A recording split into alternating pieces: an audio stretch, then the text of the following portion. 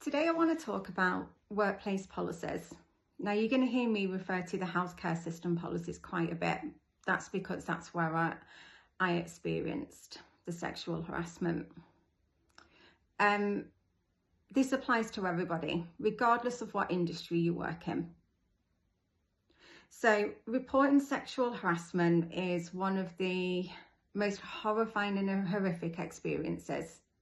There's a lot on the line, which is why so many people just walk away from their careers. They bear the financial burden and they never have any type of counselling or therapy to help them cope with the trauma that they've experienced. There's a lot on the line. What if you're not believed? What happens if you lose the job that you love, regardless of whether you like it? It's paying your bills, your mortgage, your rent, possibly supporting your family. So what if there was a policy in place that guaranteed confidentiality, anonymous reporting, a person to speak to that was trained in trauma and sexual harassment? What if your employer campaigned against sexual harassment, held discussions about it, had web pages of support and where to go? What happens if they didn't keep it a secret? That would make all the difference. We do have that policy. It's called the Sexual Safety Charter Policy, and it was introduced by NHS England in 2023.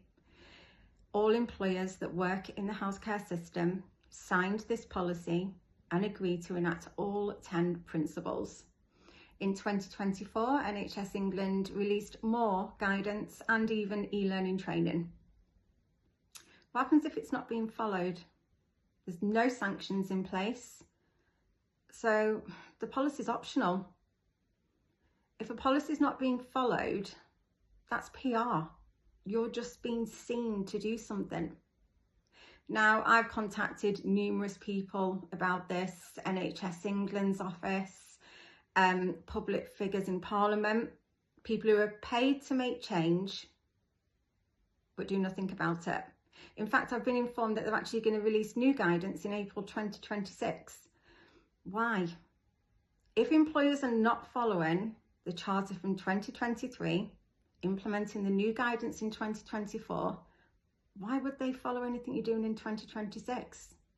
You need to put sanctions in place. You need to hold them accountable if they're not going to follow this policy. This policy is to protect victims and punish the abusers, and that's not happening at the moment. I actually stumbled across this policy late last year. I had no idea it even existed. On my YouTube channel, there is a link to the policy, and there's also a link to the Guardian newspaper, who recently wrote an article on this. Throughout last year, speaking to other victims and survivors of workplace sexual harassment in the healthcare system, I learned that internal policies are more referring to patients. So they're taking the stigma away, they're protecting themselves. Rather than acknowledging that employees are being sexually harassed by work colleagues, they push it more to patients sexually harassing the staff members. That's got to change, because it's just another excuse not to acknowledge this problem. I'm calling on everyone, regardless of where you work, at work today, have the conversation with your colleagues about workplace sexual harassment. Let's break the stigma of keeping it a secret. Check, does your employer have a policy, and is it being followed? Thank you for watching my video, and I hope you'll follow it.